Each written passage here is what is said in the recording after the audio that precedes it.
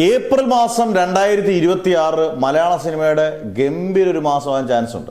കാരണം മോഹൻലാലിന്റെ ദൃശ്യം ഫ്രാഞ്ചൈസിയിൽ വരുന്ന മൂന്നാമത്തെ cinema classic criminal is back. മോഹൻലാലിന്റെ ജോർജ് കുട്ടി എന്ന് പറയുന്ന കൊച്ചു പിള്ളേർക്ക് പോലും അറിയാവുന്ന ഒരു കഥാപാത്രം, അത്രയ്ക്കും നമ്മുടെ മനസ്സിൽ ഇടം കൂടിയ ഒരു കഥാപാത്രമാണ്. ഏപ്രിൽ 3 ഏകദേശം ഡേറ്റ് ഫിക്സായി. ഏപ്രിൽ 3 വേൾഡ് വൈഡ് റിലീസാണ് ദൃശ്യം തേർഡ് പാർട്ട്.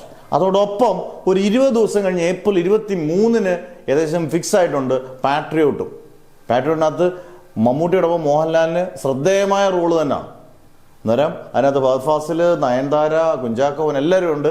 20 ദിവസത്തെ ഗ്യാപ്പ് മാത്രമേ ഉള്ളൂ. അന്നേരം ഏപ്രിൽ ഈ 2 സിനിമകളും നേർക്കുനേർ പോരാട്ടം വരുമ്പം രണ്ടിനകത്ത് മോഹൻലാൽ ഉണ്ടെന്നുള്ളതാണ് ഇതിനകത്തെ ഏറ്റവും കോമൺ ഫാക്ട്. ഇതിനിടയിൽ ഒരു സംഭവമുണ്ട്. 9-ാം തീയതിയോ 16-ാം തീയതി ചിലപ്പം നമ്മുടെ പള്ളിച്ചട്ടമ്പി ടോവിനോ നായന എന്ന സിനിമ, ഡിജോ ജോസ് സംവിധാനം ചെയ്യുന്ന സിനിമ, ഇത് ബിഗ് ബഡ്ജറ്റിലാണ് ഒരുങ്ങുന്നത്. ഈ സിനിമ ഏപ്രിൽ വെക്കേഷൻ ആയതുകൊണ്ട് എല്ലാവരും സിനിമ ഇറക്കാൻ നോക്കും. 9-ാം തീയതി 16-ാം തീയതി നോക്കുന്നുണ്ടെന്ന് പറയുന്നു.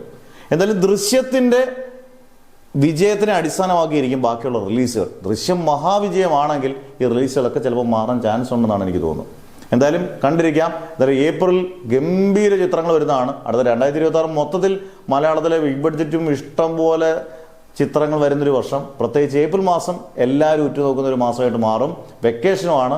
ഗംഭീര സിനിമയാണെങ്കിൽ കളക്ഷൻ തൂത്തു വരും എന്നുള്ളതിൽ ഉറപ്പാണ്.